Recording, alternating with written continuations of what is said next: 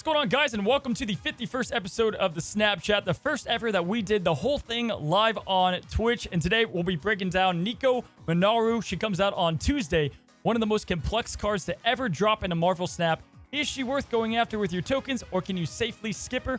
We're also going to be talking about year 2 of Marvel Snap, everything we want to see come to the game modes, the features, quality of life, as we say goodbye as the sun sets on year 1.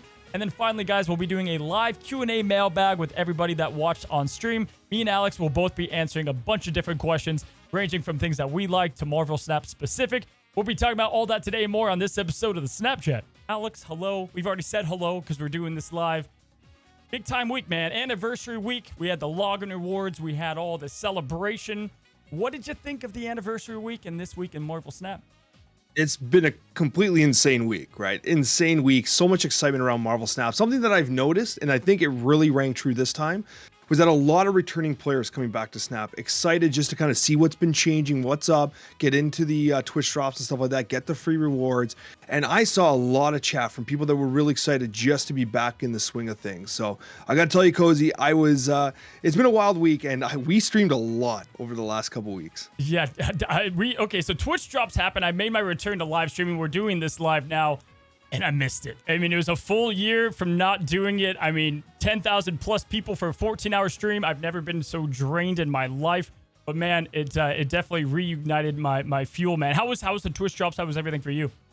It was great. Like, honestly, I had a ton of fun. Like, it was exhausting. Like, it's a lot, but like, there's so much energy, so much positivity. And I mean, it was the first time, actually only the second time I've played so much Marvel Snap that I stopped getting boosters and stuff because like I'd been playing so much. But basically, like the Tuesday, right? I basically streamed for, I think it was 22 hours. I raided you in the morning, and then I drove to work, right? I worked the whole day, made dinner for my kids, started streaming again, streamed the entire night, raided someone, and drove to work. I never slept for 2 full days. You're not human. So the first time I slept was on Friday since Tuesday. My wife's like, bro, like you can't, like it's just, but that's what you, man, listen, I was so hyped up with Twitch drops and just streaming, and like the community was so unbelievably engaging, and chat was hyped when you were back. Like there was so much energy in your chat. Dude, I woke up, I remember waking up, I had 2 hours of sleep. I woke up at like 3 o'clock in the morning to get ready for the 5 a.m. stream. And I just looked in the mirror and I'm like, this is the life I chose. It's 4 in the morning and I'm ready to not only just like,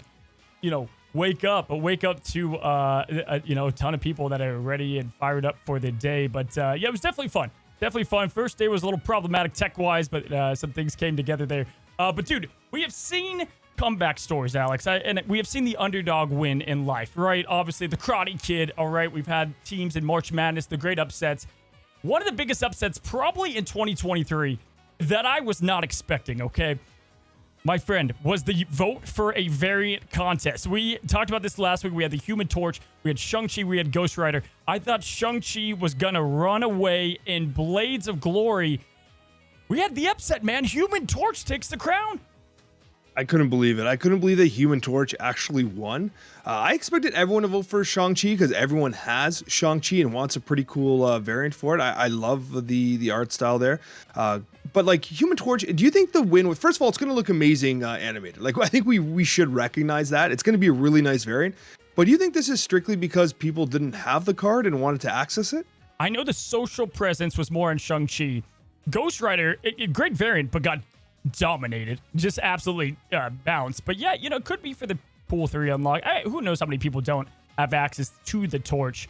But all I know is like I'm wondering how these other two are going to come in. But 47% for you podcast audio listeners, 43% for Shang-Chi, and a measly 10% for the Ghost Rider FBI badge showing. So was shocked to see that, man. I was shocked to see the upset.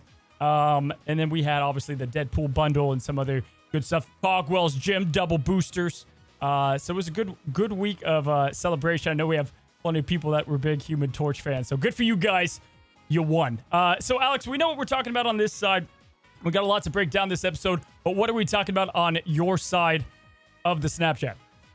We're going to be talking about the Black Knight in review. We've had the Black Knight for a full week. We've had our chance to experiment, and we're going to talk about our impressions and give a review of how this card has been performing. We're also going to talk about the worst cards at every cost. And this is always a really fun discussion. And we're going to give our feedback as to maybe how they can change and what cards just generally kind of suck. And then, of course, we're going to finish it off with the mailbag. So I'm actually really excited to dive into this podcast, Cozy. Yeah, dude, you know, we're doing it 1 week early. I thought this would have been really cool to do it on the full year of doing the Snapchat. 51 weeks, guys. Alex and I, we have never missed a recording, and it's something that's built into my life now, dude, and truly just my favorite video, really, to film weekly. But regardless, man, let's go ahead and jump into our first subject and hop into it. We've got Nico Minoru. You Runaway fans, you guys obviously love her as a character, but now she's coming as a card. She's going to be a 1-cost, Alex, 2 power card. And this may be one of the most complex cards that we've had. So if you're driving, listening on the road, if you guys are watching, we're going to break down kind of everything that happens when you play her. How does she play out? What do the spells do? Everything like that. And, of course, we're going to rate her as a card. So, Alex, initially, before we break down the card, what are your early thoughts on Nico Minoru? This has been one of the most difficult cards to really pinpoint its power. Right? This has been one we've been talking about for weeks. It has been extremely complex and extremely hard to identify just how good or bad it's going to be. Everything in me as a competitive Marvel Snap player wants to say this card's going to be bad. But when you look at the effects and when you look at what it's capable of doing and you start to like figure out the play lines, you can't help but feel like, damn, some of these effects are incredibly powerful, incredibly synergistic with specific cards. But you only got 6 or 7 turns in Marvel Snap. The reliability, the consistency, that's what makes good decks good. And it makes me wonder about Nico. So my actual first impressions is I don't know what the hell to think. This is going to be a wild card, and it's probably the card I'm most excited just to workshop for that very reason. So here's how Nico works, because this is definitely one we've talked before, Alex, about. We've got to see how it plays out. Nico is one of those we have to see how it plays out. We've seen the devs answer questions. It's happened before, and it still played out differently when it happened, and Nico is very evident of that. So, from my understanding, she's a lot like how Forge would work, right? So, guys, Nico has 7 different spells that we're going to talk about today, and on reveal, after you play your next card, you're going to cast one of those spells. In a perfect game, you're going to be able to get through 6 of them. Magic, you can get through all 7, and it's going to be great. If you bounce her back, you can do another spell. It's going to work like Forge when you play the card. Now, a couple things to start with. Essentially, does the on-reveal effect trigger and then the spell, or is it the other way around? From what I've been told, it's going to be the on-reveal effect does happen, and then the spell happens, which is going to be very important in how we break down some of these spells today, because that, in my opinion, is a major factor to a lot of the uses you can get out of Nico. And so that's one of those playtest things, right? We got to see how it works in science, if that makes sense.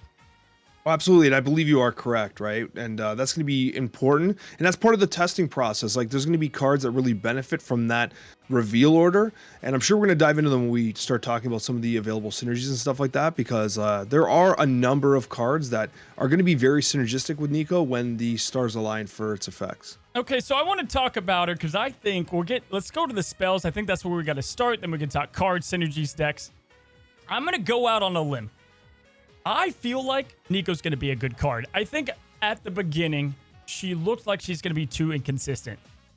She feels like she's going to be a luxury card. Like, she's always going to be cuttable in a way, right? You can look at her in the deck and be like, do I need her to compete? In some of the decks that we'll talk about, the problem is it's going to be tight-knit decks. Destroy is a good example. You already are kind of having a tough time fitting in some cards in there.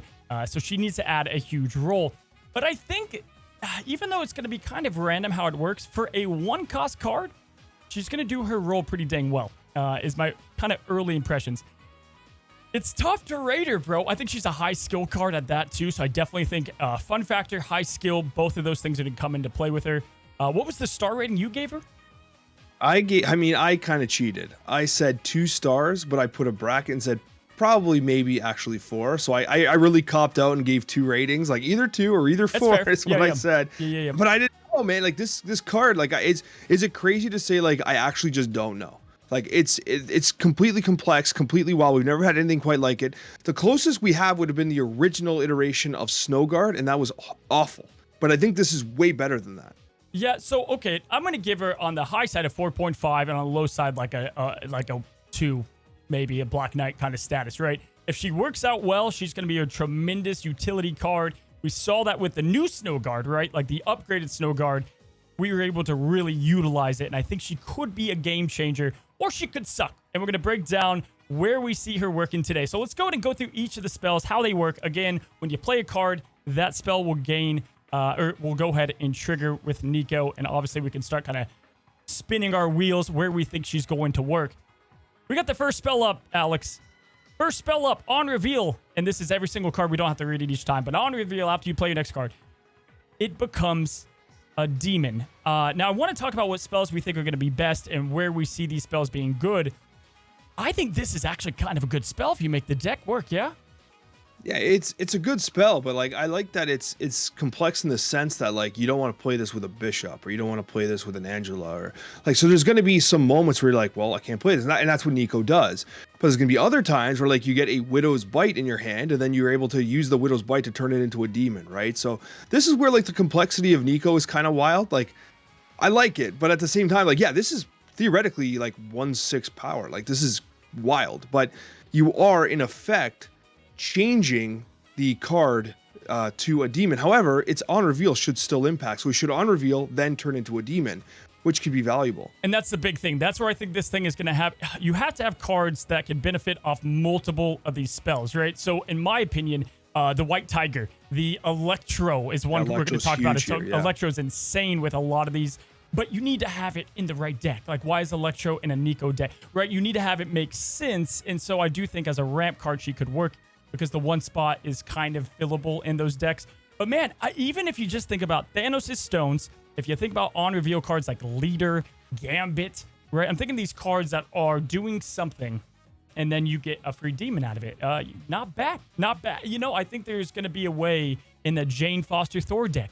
You can get Mjolnir popping out, and then it activates, and it goes to a demon. It's got its uses, man. It's definitely strong, and like it's one of the cards that I've been thinking about a lot of, like when I was kind of like putting together some notes and doing some research and kind of figuring out like how am I going to try and use this card.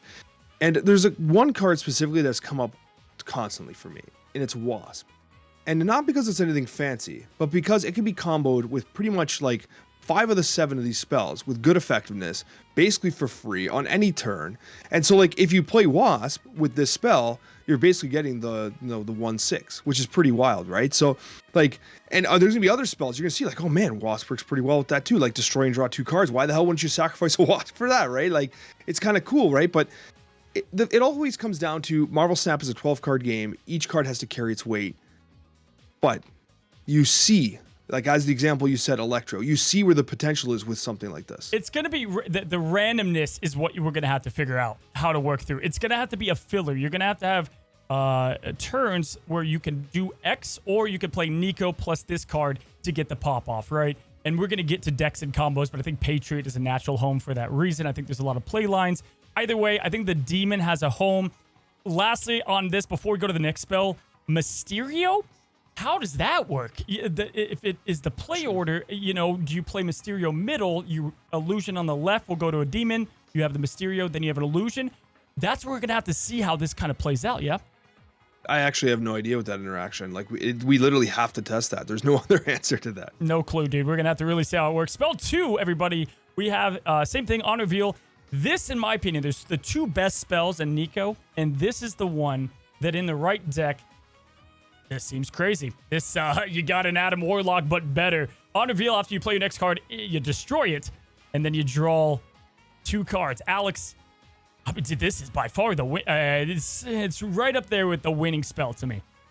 It is. It's insane. And like, if you think about what it can do with X-23, Wolverine, pretty much any destroy package card, Deadpool, it's wild. It's absolutely wild. And I just, listen, being able to destroy a card and draw 2 is insane. In fact, like the initial thought I had is like, if Nico's going to get nerfed, if Nico is too strong, this is the one that gets nerfed. It turns into destroy and draw 1 for sure. This seems incredibly powerful. Even if you're destroying a card that you kind of want in your deck, Like if you destroy a Snow Guard, it's already had its on reveal effect. Like what do you care if Snow Guard dies, right? What if you have to destroy your Kitty Pryde because like you're trying to, or you destroy your something because you want to get to your Tribunal Hela or whatever. Being able to dig through your deck, it almost feels like I can sacrifice a card and get like a Iron Lad style effect where I get to reach a little bit, right? Yeah.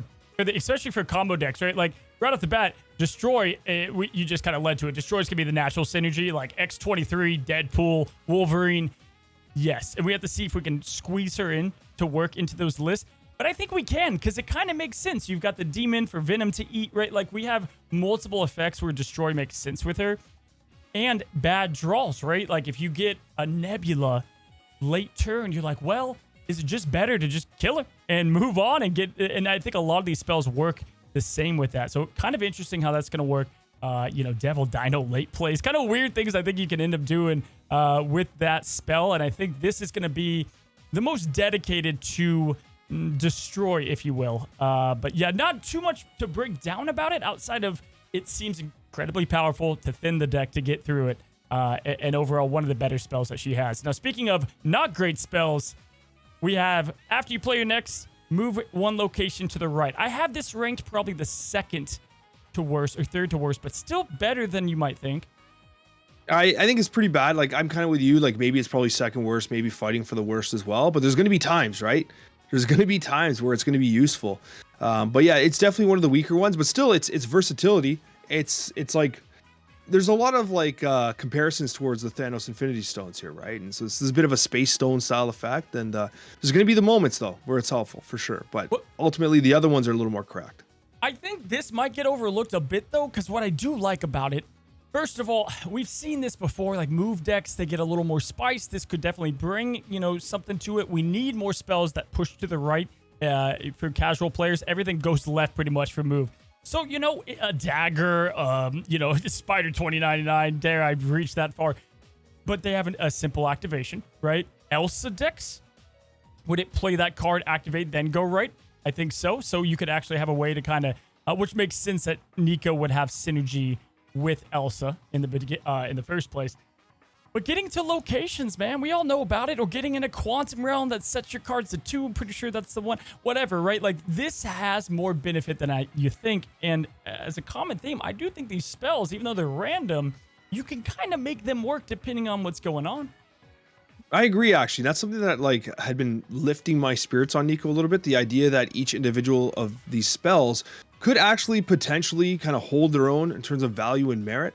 Like they're just good and they're going to be competitively statted as well. But again, the random nature is kind of the offsetting factor here. But individually, they are good. Like there's going to be use for them. There's always games where you kind of want that Scarlet Witch style effect, or you can wish you can get into Sanctorum or whatever. Like there's going to be moments where like you draw the perfect card, and even if you don't, like there's usually some way you can use the cards you have. We got you got Vulture, you got all the Human Torch variants that everybody's getting that you can play. And then that obviously will take us to Phoenix Force. I'll talk about that deck, but we're talking about a lot of cards. Destroy.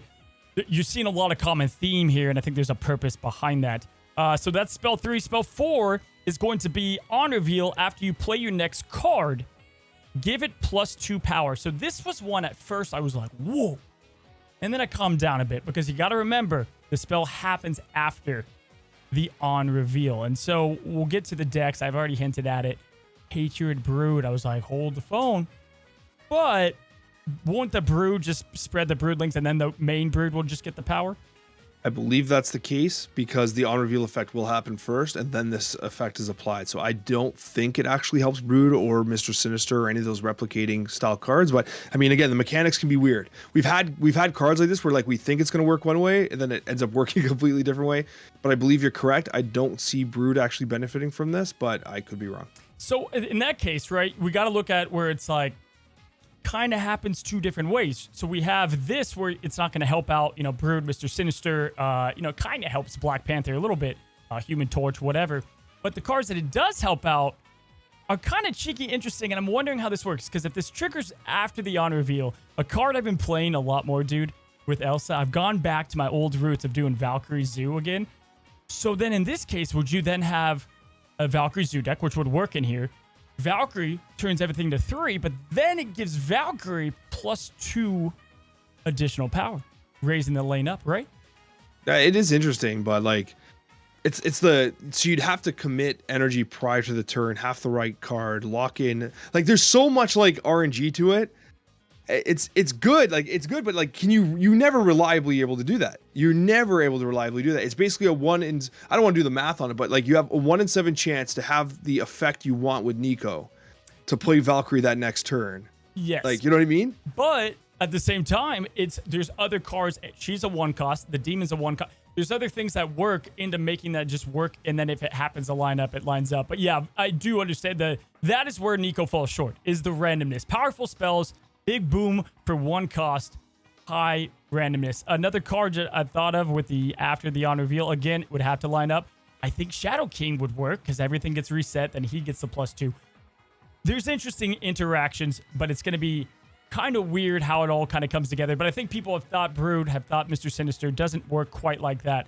But either way, pretty good spell. Next spell up, Alex, is the worst spell.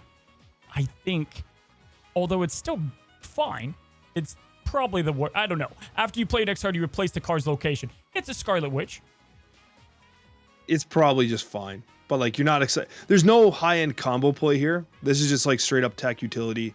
Like you get it, and if you need to get rid of a combo, then you can do it. It's okay. Cerebro 2 buff, I guess. Like I don't know. Like you know what I mean? Like but here's the thing. I think this spell will feel the best to have in a normal game flow because you can you're playing Patriot Brood, you have Nico down, this spell's up, and you're like, all right, I might as well change this location because it's going to help them out a little bit more, right? It kind of edges the advantage a bit more, even though it's random. You know, there's those games where it's like this one doesn't punish you, and that's kind of like why I like it.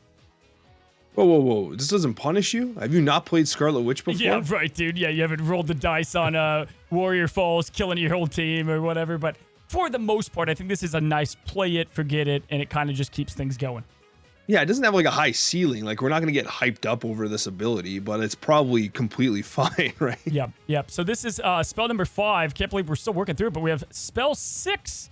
And that is going to be on reveal after you play your next card. Add a copy of it to your hand as a huge Moon Girl enjoyer. I got to say, I think this one is one of her better ones that you can set up, T-ball up to work no matter what turn. You can still have things kind of go your way. And there's some powerful card synergies here. What do you think about spell 6? I think this is probably one of the absolute best. And I mean, it's basically like a cloning vat style effect. And there's cards that absolutely dismantle cloning vats, right? Like if you've ever had a Venom cloning vats game, right? Like we're talking about possibly playing Nico in a destroy style deck. Yep. Now you're starting to see, okay, there's not just one ability that makes sense, not just one spell that makes sense for destroy. Like this also makes sense for destroy, like venoming, and then like because the venom effect is gonna proc, and then it's gonna copy, right? Yep. And it should copy with the value that's been added from the original venom play, if the mechanics work the way I expect them to. So then if like your venom on board's 10 power, you're gonna have in your hand a 10 power venom. Yep. It feels like essentially it feels like she's going to work best, and we'll get to it, right? But in destroy and like flood decks, because flood decks, you don't care how many, you kind of just like playing out cards to get them out there. But dude, I mean, you've seen we've all had those games, Bar Sinister, and you get to have multiple Elsa Bloodstones. Two Elsas make a game so lopsided so quickly. And in that deck, you could have double Jeffs. You can have yourself. So I think that style of deck, plus what you said, having the ability to have multiple Venoms, she's damn well worth a spot in Destroy, I think. Always, right? I think Destroy is going to be one of the most commonly attempted strategies, but like even copying a Kitty Pryde, like seriously, that's not bad. Like when you copy a Kitty Pryde, you have an else on the board, you're just popping it back and forth, filling locations. Like that's wild. That's a lot of power. That's a lot of synergy, right? So like I think that is going to be one of the best spells for sure. Well, and like even like collector, like cards that are like the game-winning staple cards, getting another one of those is never bad. It's never a bad thing. And so to me, that is probably one of the better spells that we're going to have access to. By far, the Venom Carnage being the best use of it, or double X, 23, whatever way you want to look at it. And then finally, we have spell number 7. And when I first read this, I was like, hold on, is this a Shuri? But it's not. It's after you play your next card, you double Nico's power. This to me feels like the change locations. You get a 1/4 out of it, which isn't half bad. It's not half bad, but like it's kind of bad. And it's like Yeah. there's no way you're ever playing a deck that you're like, oh, I'm playing a Koye and a Kia and all this stuff because I want to buff Nico. Oh, it's a 1/6. I win the game. Like there's no play line like that. So this is probably just like I gotta play this card now anyway. And so Nico gets +2, I guess. It's the card, it's the spell you hope for if you play Nico on curve and then like you have to do your next turn and you're like, shoot, I've got to play Brood this turn. I have to this turn. And you're like, oh, okay. I'll just give the double power. It's kind of like a fail safe, right, of a card. Yeah, it's like I gotta play Calling Wing now, so whatever. I guess the +2 is just gonna happen. Yeah, it's fine. Like it's not problematic. Okay, so with that, we went through the spells, guys. That's all of Nico's spells. There's a lot of them. She cycles through each of them. You're gonna see them mostly each a game for the most part. She does cycle it through the deck, and even if she gets destroyed, the spell still happens. What do we like her in, man? Immediately, let's talk deck and card synergy. What's like your day one deck? I mean, day one deck, I want to get into Destroy. I want to try like classic, kind of like Deadpool, Venom, Destroy. Like I know that's a bit of a easy one, but like honestly, like it looks like it's gonna work there. Like it looks absolutely great there. I can see a lot of synergy with Deadpool, a lot of synergy with Venom. The ability for it to just destroy like even just a Wolverine, like on curve. Like who cares? Like you're drawing 2 additional cards and Wolverine blows up, X-23 blows up, and like you get the additional energy. You draw 2 cards. You're able to play your null down early or your whatever, right? You're able to null Zola. Like it's like you're getting through your deck. You have the extra energy. Like I just see Destroy being like, this never feels bad. Like it very rarely is going to feel bad. So I think Destroy is going to be a very natural day one attempt. Yeah, so when we get to the live Q&A part, like we can definitely take Nico questions because I know chats in the live chat here is going to have plenty of really good kind of thought processes maybe that we're not thinking of. When it comes to Destroy, we're going to have them rate actually Nico here in a second. When it comes to Destroy though, I feel like that might be the high skill cap deck for sure. Like I think that there's going to be a lot of integral moves of when to fully take advantage of Nico. I think Destroy is going to be the most fun you'll have with Nico. For me personally, honestly, man, if it's not Destroy, and I'll just go to it right now, the Soul Stone took a hit, buddy. It took a hit. But I think right now Thanos is in such a cool place. Having the idea of having these cards just at your will to utilize, it makes me want to do a Thanos deck day one. And that's probably where I'll be throwing in Nico. I think she'll have, if not, this will be the easiest deck to run her, in my opinion. Thanos Zoo. There's a lot of very obvious good synergy with Thanos, and like any of the stones, they'll draw a card and they turn into a demon. They draw a card, and then they draw more cards. Like the effect is never negative. The only one that was like, well, you got to do 2 reality stones. Like, do you really want 2 reality stones? I guess, but like other than that, like they all do their thing, and the space stone effect too, right? Wait, is Nico basically just Thanos? Like just dude, right? And like 2.0. Well, but here's the thing. That's why I like him, because Thanos already has all this utility packed into the stones. Right? Then you have Nico, that's more utility, and then probably the best piece of it is, in other decks, you have your play lines, and this is where Nico's gonna suck. You can't do them, because then you gotta see how will Nico spell, and then you're overthinking it. Thanos, man, it's like, it's turn 4, you have Claw, I can't play him. F it, I'll play Nico in a Time Stone, and then you get good value out of it most of the time. This feels like the easy street deck for Nico. Oh, for sure. And like I want to experiment with Thanos. Like we talked about how Thanos is feeling awful lately, right? It just like the decks still work. Like what's lifting Thanos is Eliath, right? You lock down Thanos, you play the Pro X on turn 4 or whatever, and then you get to Eliath some person right in the face, right? And that's kind of like the only thing keeping Thanos competitive. Yep. Since the Soulstone nerf, of course. But did the Soulstone nerf happen in advance of this coming out? Because maybe Nico is highly synergistic. It is. Like you obviously see it, but does it take Thanos to the next level? Like I don't know if it does, but it clearly should work. Yeah, he's running at like a 55% win rate as of now. We did this with Mystique once, Alex, and I've got it ready today. Okay, I've got a Thanos variant ready to split live on the snap. We haven't done this since then, and we keep talking about like wanting to do this, and we're on Thanos. I'm like, should we just do this live? We got to channel it. All right. We got to channel it in because this is the ultimate variant too. So this is an ultimate Flaviano. So it's a big one. Come on. We got to channel some energy here. I've got that ink split with the red Kirby. That already feels pretty good. This is for the, I'm hoping for gold on this one. Okay? Gold rainbow. Gold rainbow is what we're looking for. Gold rainbow or gold. It can't be too, that's just too good. All right, here we go, man. With the Mystique power, we're like 2 for 2. Show me a good split, baby. Let's go. It happened again. Let's go! You did it again! Dude, Gold the god, with gold Stardust Flare. Unbelievable. the Snapchat luck doesn't die. In fact, I'm not crazy about like the Stardust Flare, but the fact that it's the gold Glimmer Flare with the gold? Are you shitting me? Oh, Dude, man. it's gold on gold. It's exactly what I called. We needed gold on gold. Dude, you did it. Here's the deal, Alex. If you ever have a variant you need to open up live, we need to clip that. If there's ever a variant you want to open up live, just save it for the Snapchat. Just sit on it because the luck is too good. I have like 40 of them. We'll have Ready just to a go. full. We'll have a full thing. This is definitely a gold border, yeah. Yeah, 100%. You got to go to gold there. Yeah, definitely. Do you have enough? Can you do it right now? Dude? You know what? We might as well see if I can. No, I have 6 boosters. I mean, I could just. Don't spend gold. No, Cozy, you absolute don't savage. do it, right? We're doing it because we're live. We got to put the gold border on it, right? I definitely think it needs the gold. Look at this. Oh man. Does this beat out the other one though? Oh man, it's close. It sounds like the type of thing you're gonna have to run a vote for. Yeah, you're gonna have to do a poll for that. Yeah, not live yet. Well, we'll leave this That up for a looks second. good. It does look really good. I'm actually over the moon. Okay. So Thanos, I think is gonna be tremendous with Nico. Other cards that I see just immediate synergy if you're trying to run her, in just a run-of-the-mill deck. What about this though? How about a little Falcon bounce action? Double the spells, triple the spells if you have it right. And Falcon has already made him kind of a firm spot, I feel like, in balance as more of the premier bounce card. Falcon's actually been on a bit of a rise, like meta-wise. And what's interesting about this is like Nico will never repeat the spell. So when you bounce it back, it just continues doing the thing, right? If my understanding of the mechanics is correct. Yep. So like it's a very natural fit and bounce, Falcon, Beast, whatever it is. And so like, and realistically, like the effects are still really good for bounce, right? There's still a lot of really good effects there. So I like the idea of using it in bounce. And like Falcon is seeing play lately. Yep, 100%. I'm curious here.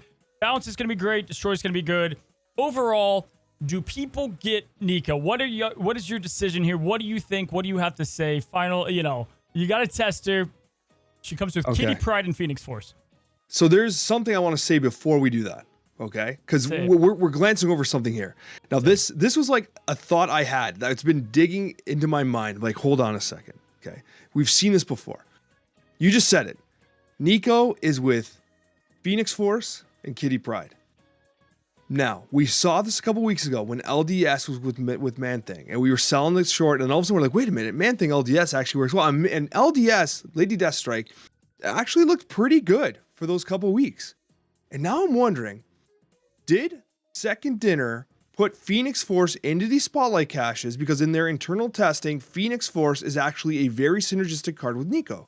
Oh, she definitely. Like, are they designing these spotlight caches with synergistic cards?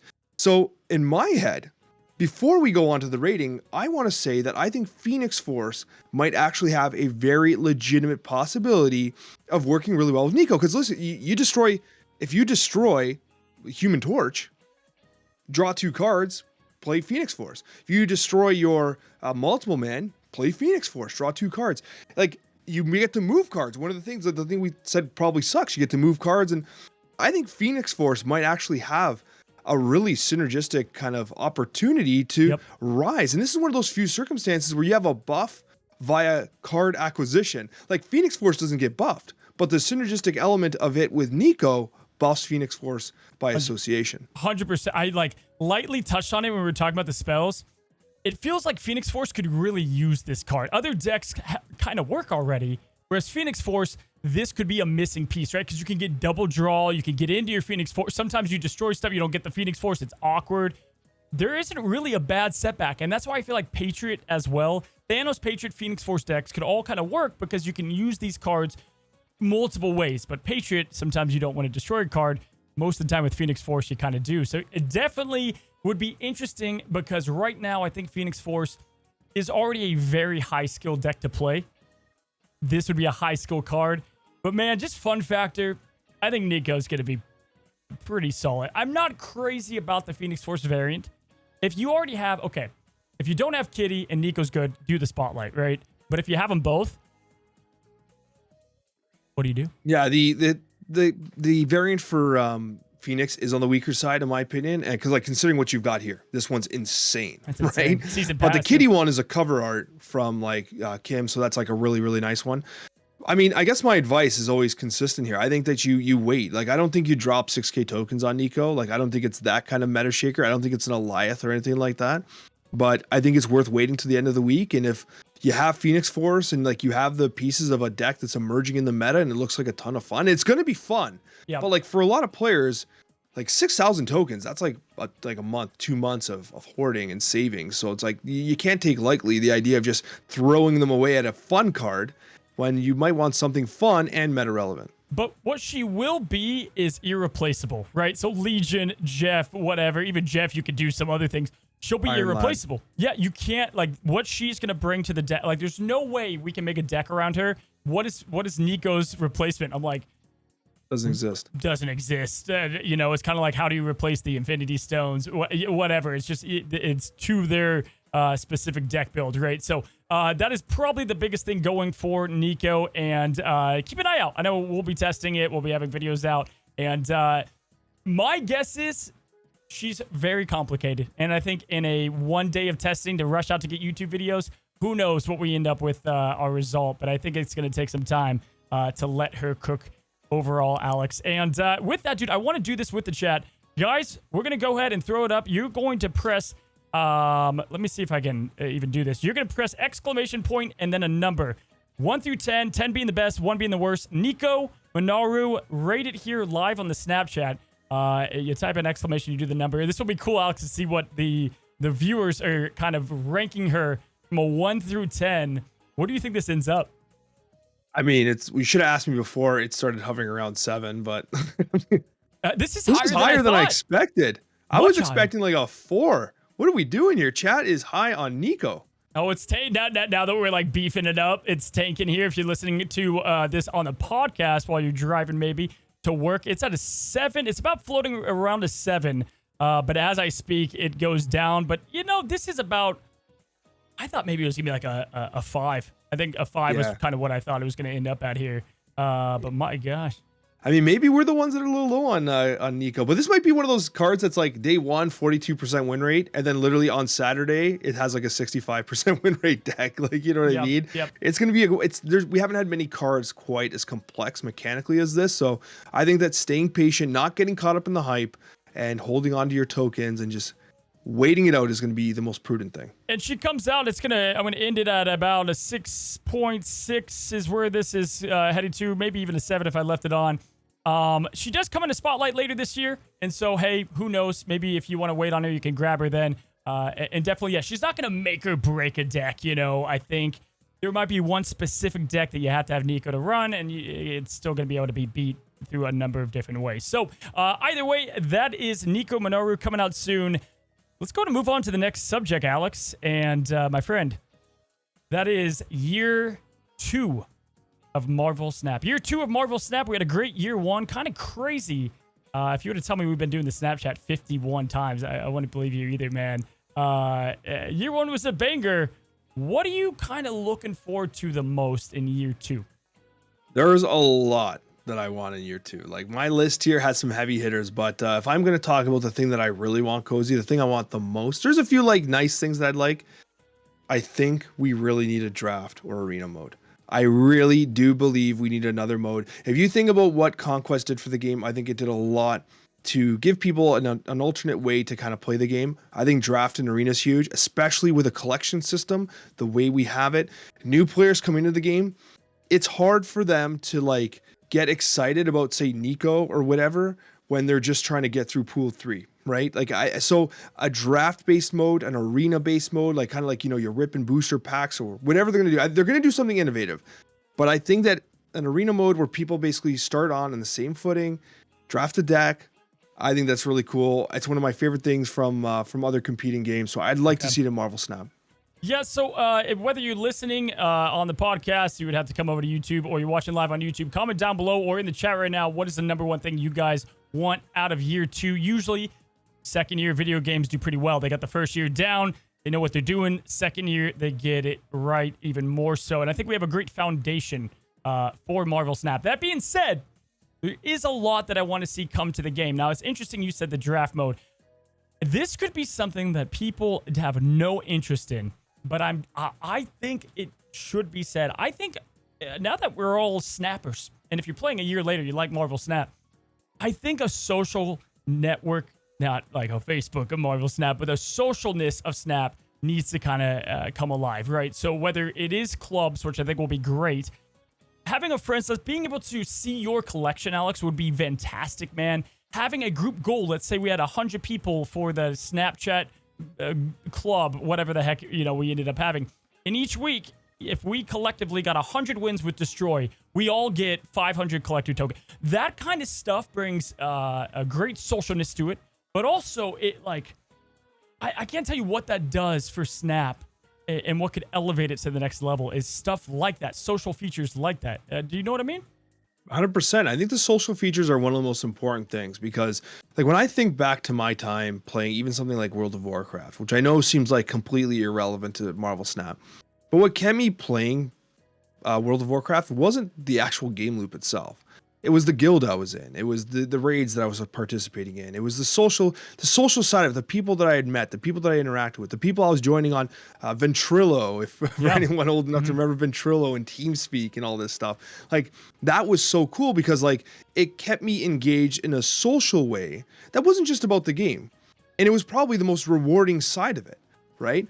And I think Marvel Snap is lacking that, but I believe it was on the kind of the roadmap, wasn't it? Yes, they've talked about doing it, and I think here's the deal. This is the two things, and I agree, by the way, I came from a Disney game, and the whole thing that kept that alive was the club aspect and having, mutual interest or whatever.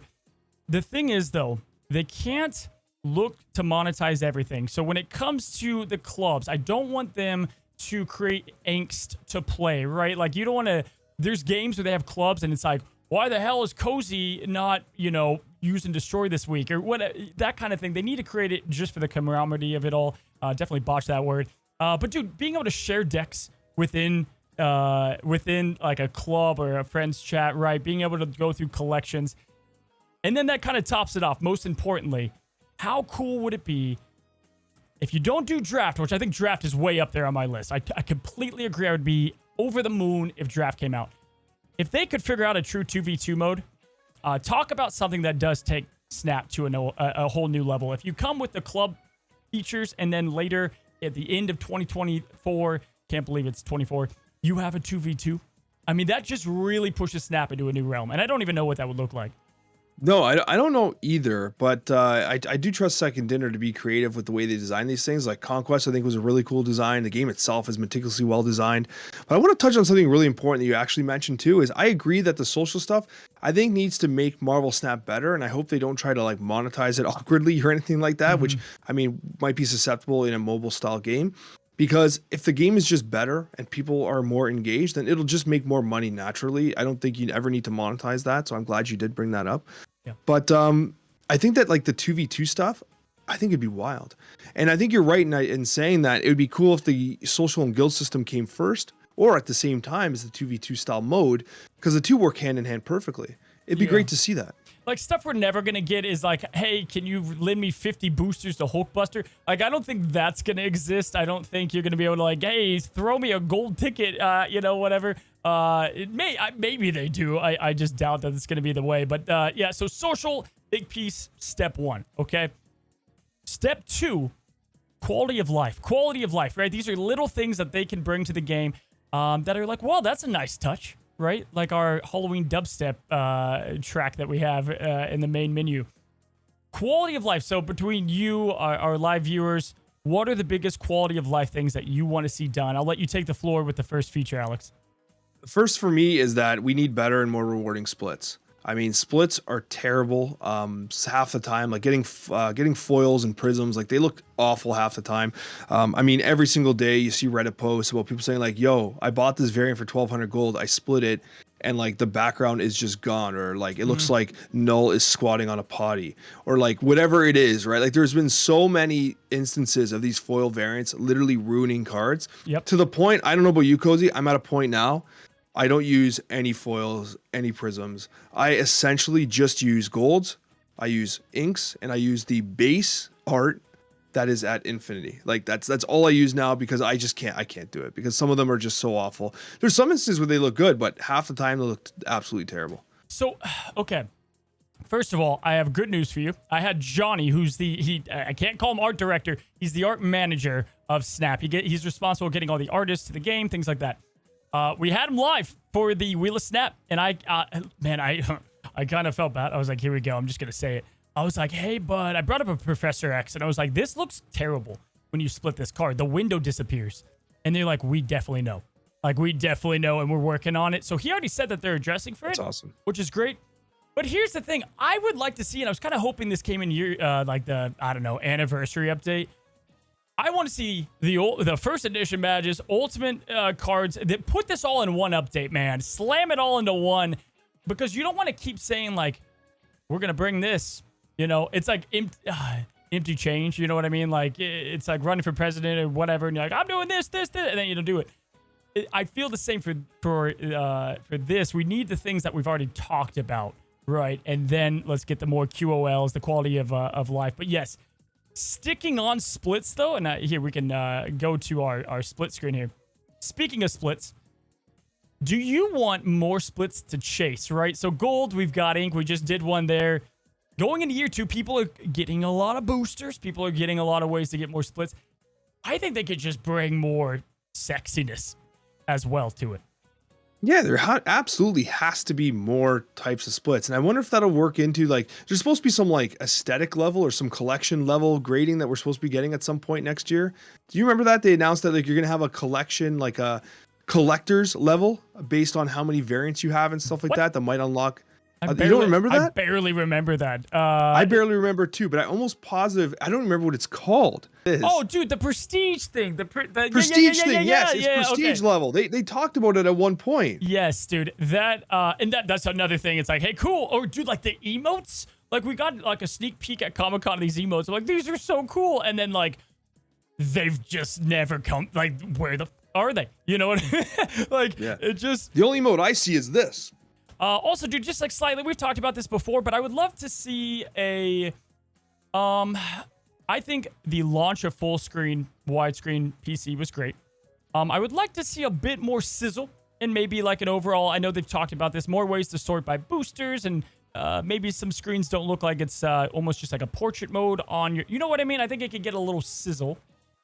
Yeah, it needs more pizzazz. Like even the gameplay itself, like we have like the floating asteroid, which is cool, but like if we get like, you know, a comet every once in a while, just go like, ooh, or like if we get something, we get a supernova in the background. Yeah. If we get an alien spaceship, can we get a battle in the background? Can we see like, you know, like something happening at all? Because right now it's just this floating asteroid.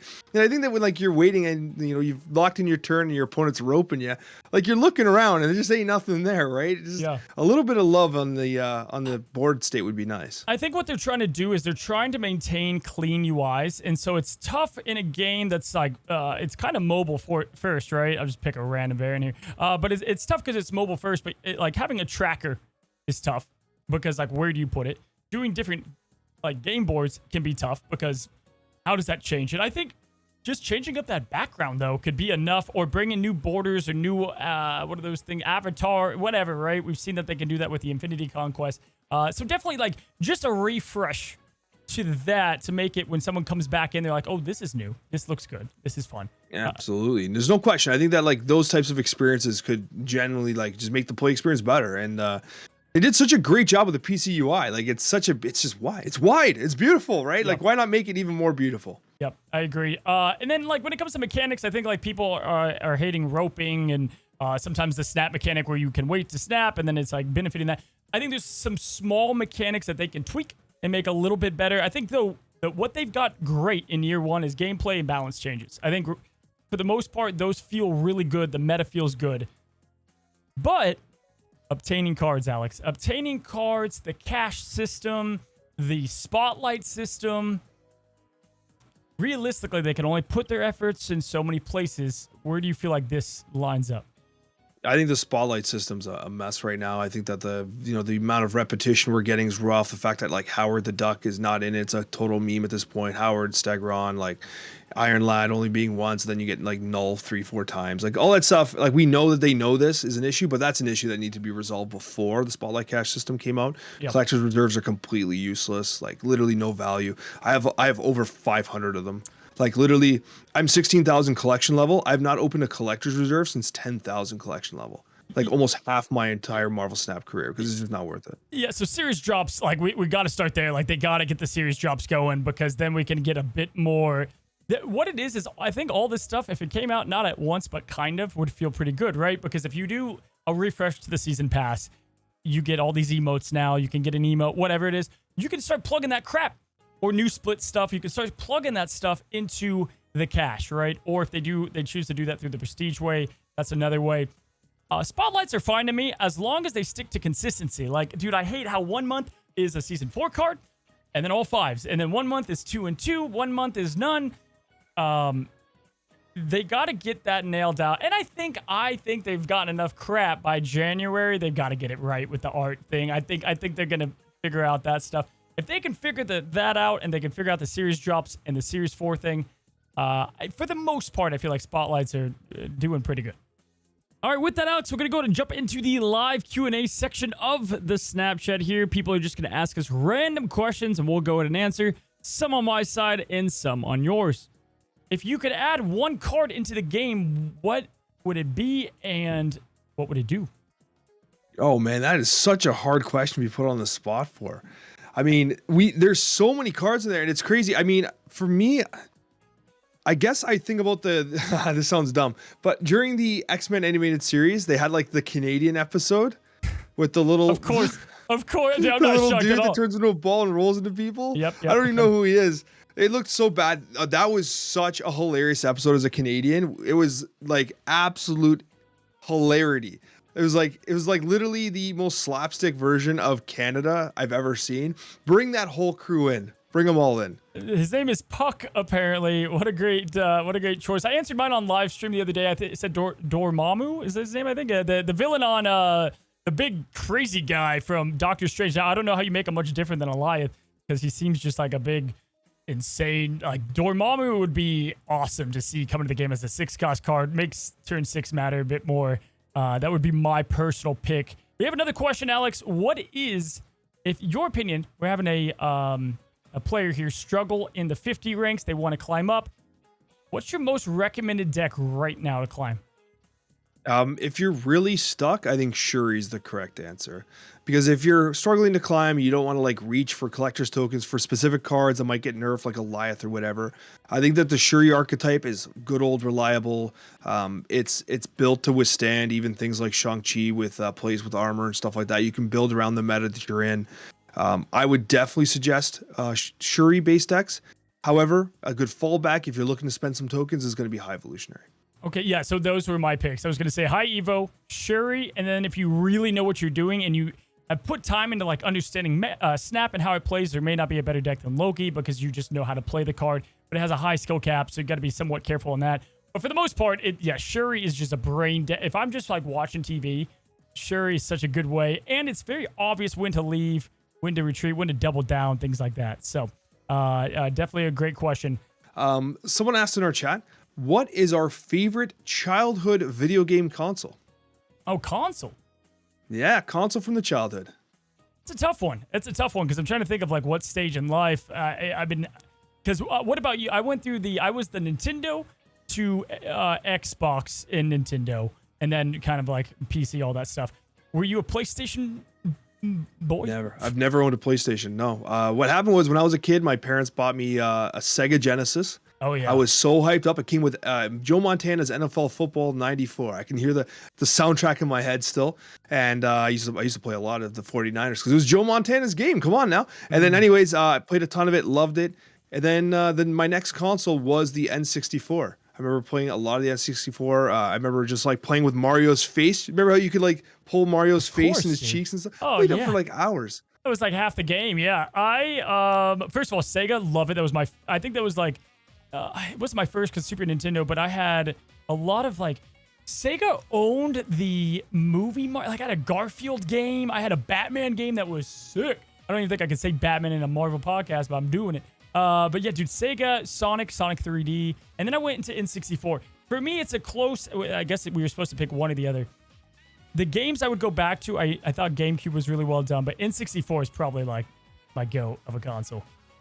Yeah, I played so much N64, and the games that were I was really good at, was Perfect Dark and GoldenEye. Like, and like I remember like being with friends and like actual like not ironic fist fights occurring because people were looking at each other's screens like, don't look at my screen. Like it's like, and then they just like legit start throwing fists and I'm like, yo guys, like everyone needs to chill. And I'm just like popping them, right? And they're like they're actually physically fighting. I'm popping them. Can't have Odd Job. Odd Job was like the cheap pick every time. The Jaws was a flex, yeah. Dude, freaking Perfect Dark was fantastic. There was a game called the studio was Rare, and they kind of disbanded, but Rare made some like freaking hits, man. Banjo-Kazooie, Donkey Kong 64, these collector games. I played the hell out of those. Jet Force Gemini is a game no one's ever heard of. Was probably like the game that got me into like deep gaming. Man, I played Jet Force Gemini. Was that the one where like yeah, and like there's like 4 characters and they all play like kind of differently? There's like a dog. There's a dog. There's like a dude. It's a shooter against like bugs. I just remember the aiming reticle being a giant square, right? Yes, dude, you did play it. Yes. No way, people did play this. Holy crap! There's people in the chat that have played this. This is fantastic. So yeah, we've derailed a little bit, but yes, Jet Force Gemini as well as Virtual Console. What other? Next question? Do we ever plan on meeting in real life? That's a definite yes, dude. Yeah, I would love to, man. I would love to. We haven't had the opportunity yet because like you've flown out to place, I've flown out to the different direction. Like it's just our lives have kind of been like this wild kind of mess of movement and content, and we've never actually had an opportunity to meet in person. But I mean, I feel like I love, dude. Like you're legit one of my best friends, man. It's kind of crazy if you think about it that we actually have not shaken hands in person. I know, just like we're doing this for the first time live, we're definitely going to do like a live Snapchat together. That has to happen. Again, like we're a year strong. Spoiler, we're not doing that for the year one, but it's in the pipeline. We've talked about it. Well, guys, this was definitely a treat. A lot of fun. We talked about a wealth of subjects, and if you're watching live, you're going to see this on YouTube, or if you're watching now live, great. Good to have you here. Another great Monday. Next week is officially episode 52. 1 year of the Snapchat. We have a special guest coming on, so excited about that as well, man, and looking forward to year 2. Guys, thank you so much for coming to this first live edition of the Snapchat, and as always, guys, happy snapping.